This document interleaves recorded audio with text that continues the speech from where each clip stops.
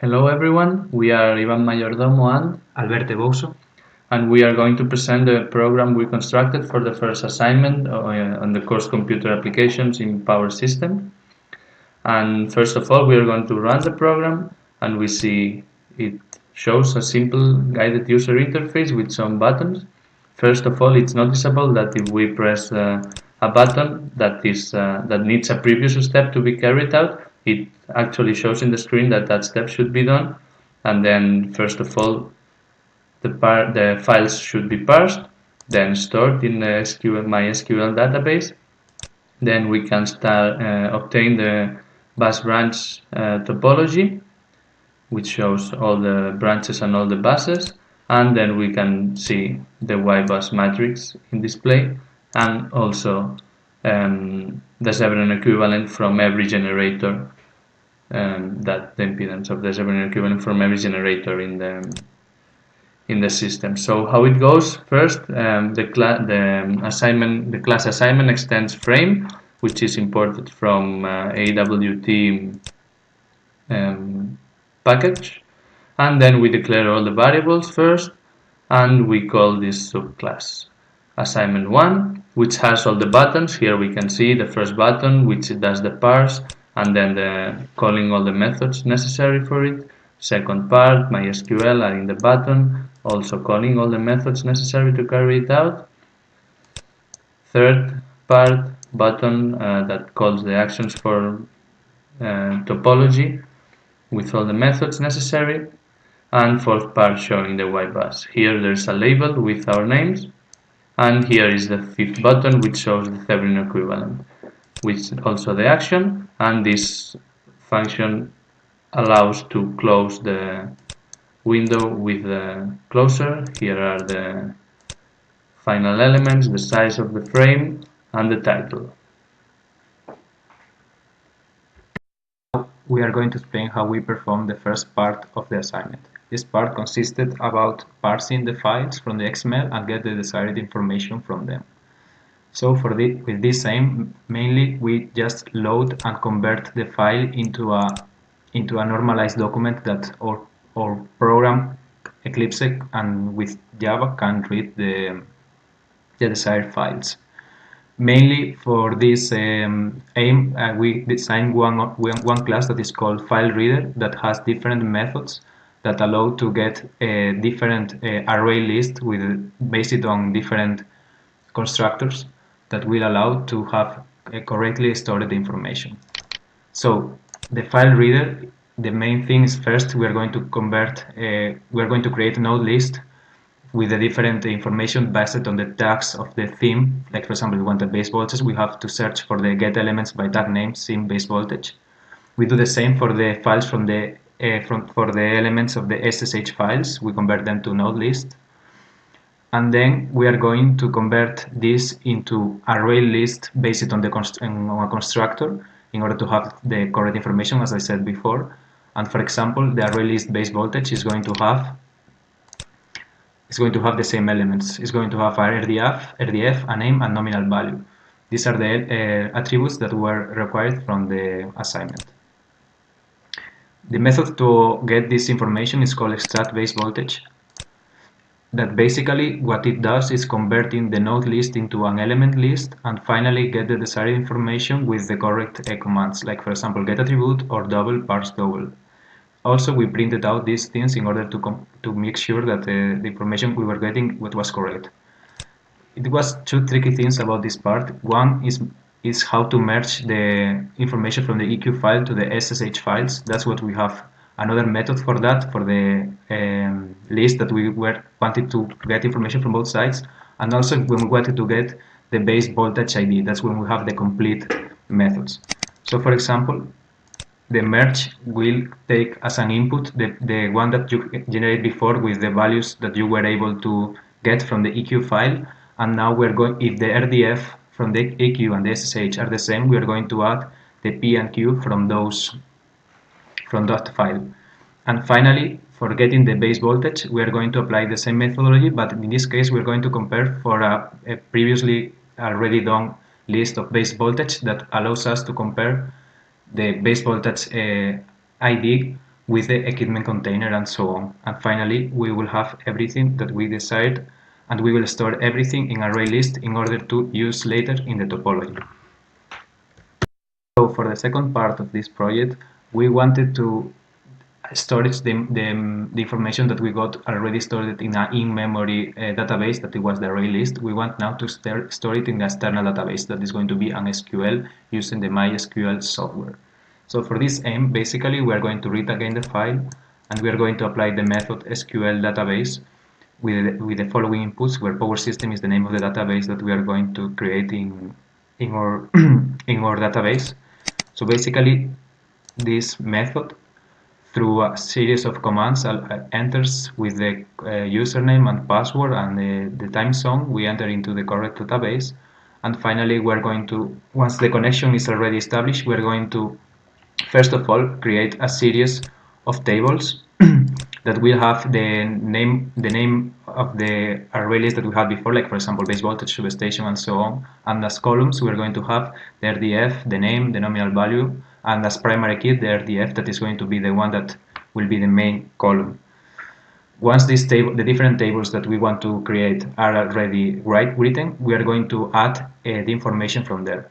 With this aim, we are going to use the methods insert array to table, and we have one different for each kind. So for example, if we want to search how we are going to perform it for the base voltage, basically we are going to introduce a command using the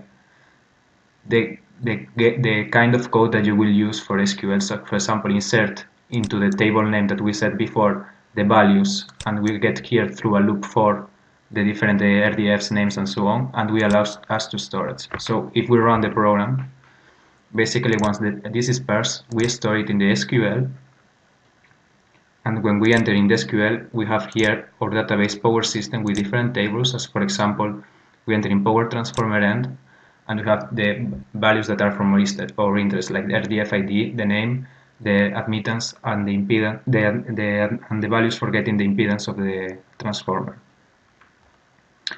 So with this, we achieved the correct storage of the information that we wanted into a database. So here we are back at our main, and we can see that the class that obtains the bus branch topology out of the system and showing all the buses and all the branches is carried out by the button I clicked, which is here, and it calls the different methods necessary to carry out this action one by one. First of all, it's necessary to identify which of the connectivity nodes in the system are real buses, because what is a bus from a power system analysis perspective is anything that has a load generator or shunt capacitance connected to it. Anything else can be bypassed and modeled between two of the other elements.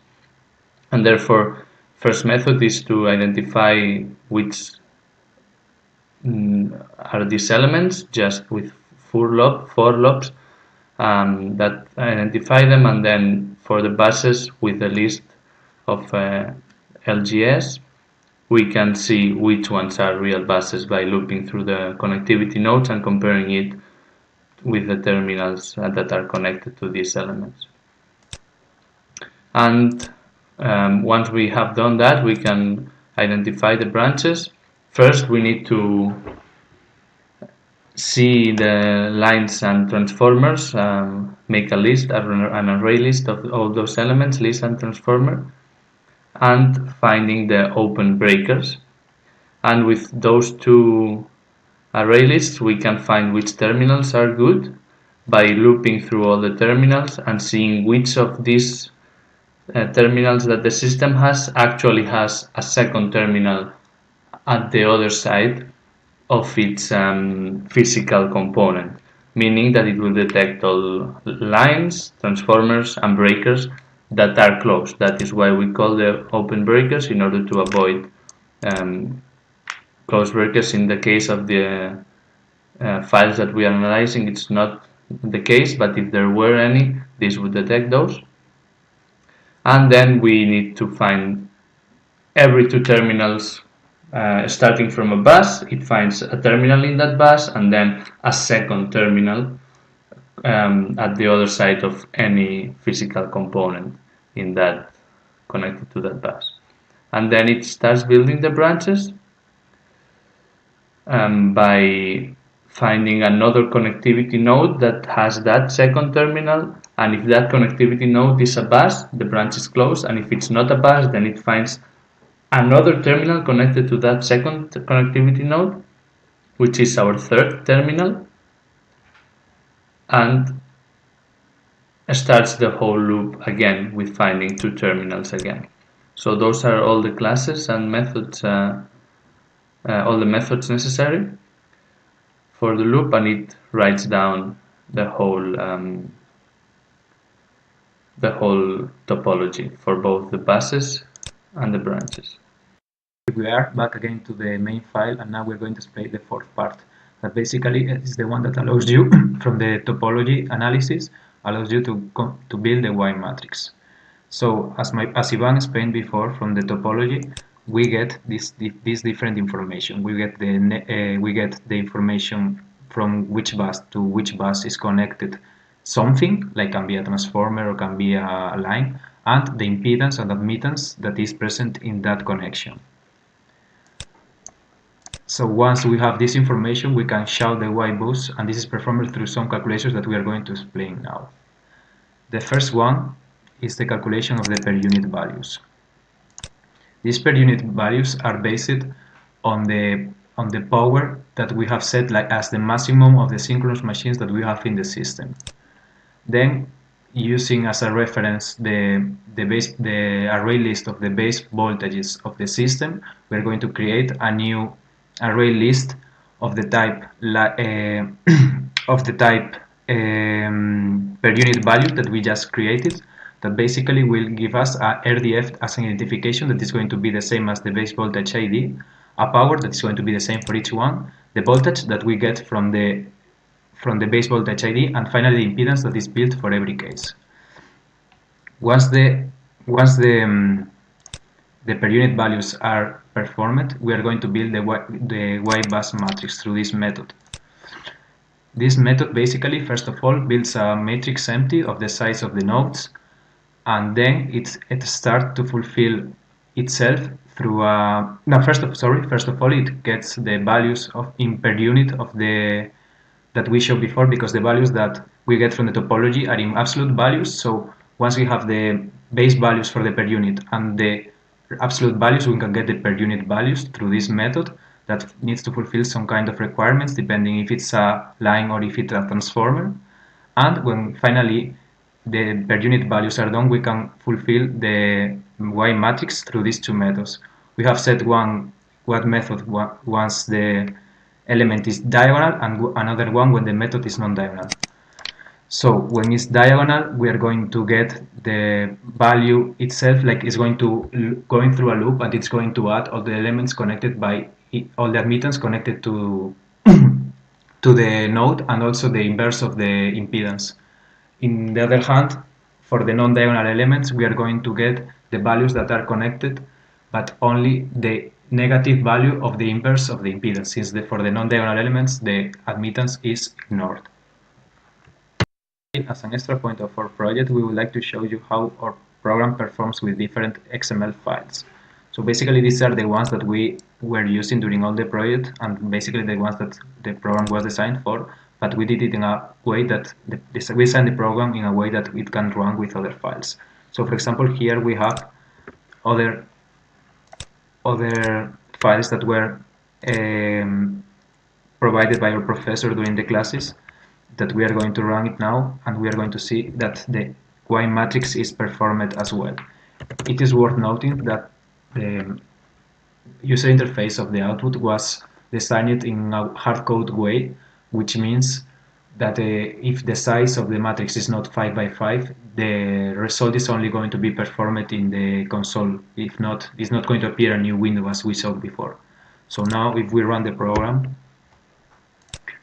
we can first parse the files, then we obtain the bus branch, and finally we show the Y bus that we can see here in display, the elements of the matrix that is a size 9 by 9 and that has been performed presumably correctly.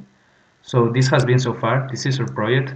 We hope that you enjoyed this video, and greetings from Spain, and thank you very much. See you next time.